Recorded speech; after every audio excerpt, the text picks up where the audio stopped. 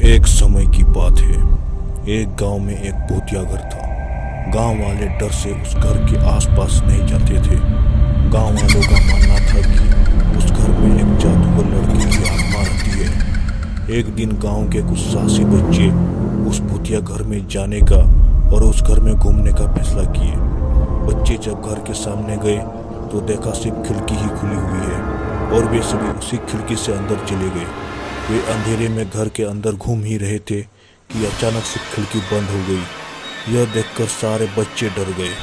अचानक से वो लड़की की भूत बच्चों के सामने आई और जोर से हंसने लगी और कहा कि अब मैं तुम सबको बंदी बना लूंगी और मैं किसी को जिंदा नहीं छोड़ूंगी। बच्चों को डर के मारे कुछ समझ में नहीं आ रहा था, लेकिन फिर भी वे हिम्मत नहीं हारे और सब एक साथ मिलकर बाहर निकलने का रास्ता ढूंढने लगे।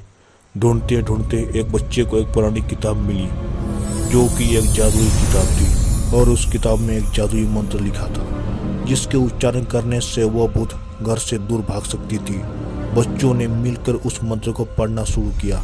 अचानक से एक रोशनी घर के अंदर आई और उस भूत को साथ ले गई। भूत के घर से बाहर जाते ही घर के सारे दरवाजे और खिड़कियां खुल गई और बच्चे दौड़कर बाहर निकल आए। उस दिन से वह घर भूत से आजाद हो गया।